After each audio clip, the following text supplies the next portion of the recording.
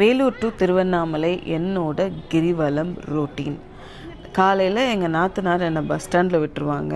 இந்த மாதிரி கவர்மெண்ட் பஸ்ஸோ இல்லை ப்ரைவேட் பஸ்லேயோ போனேன்னா இந்த தமிழ் பாடல்கள் ராஜா சார் பாட்டெல்லாம் கேட்டுட்டு திருவண்ணாமலை போகிறதுக்கு ஒரு 3 மணி நேரம் ஆகிடும். அங்கே போய் இறங்கினது பஸ் ஸ்டாண்டில் இந்த கூழ் கடையில் 20 ரூபா கொடுத்து கூழை குடிச்சிட்டு அப்படியே கிளம்பி ஃபஸ்ட்டு முருகர் கோயில் இருக்கும் பஸ் ஸ்டாண்டுக்கு ஆப்போசிட்லேயே. அந்த முருகரை கும்பிட்டுட்டு அங்கேருந்து ராஜகோபுரம் போய் கற்பூரம் ஏற்றி வச்சுட்டு, கூட்டம் இல்லைன்னா உள்ளே போவேன், கூட்டம் இருந்துச்சுன்னா போக மாட்டேன். அப்படியே மெதுவாக ஒவ்வொரு லிங்கமாக சுற்றி வருவேன். ஒவ்வொரு லிங்கத்துக்கிட்ட போகும்போது உட்காந்து வச்சு தான் வருவேன். இது நித்யானந்த ஆசிரமம். ஒரு தடவை அங்கே போய் சாப்பிட்லான்னு அன்னதானம் கூட ட்ரை பண்ணேன். பரவாயில்ல, நல்லா தான் இருந்துச்சு.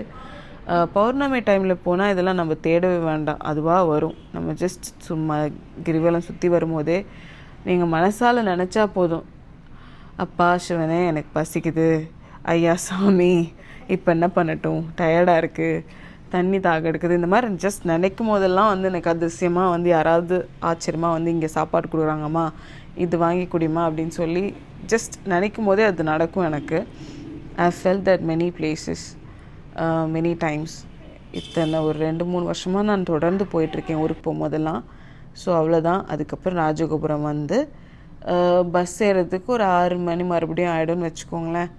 வீட்டுக்கு வர்றதுக்கு 8 மணி ஆகிடும்.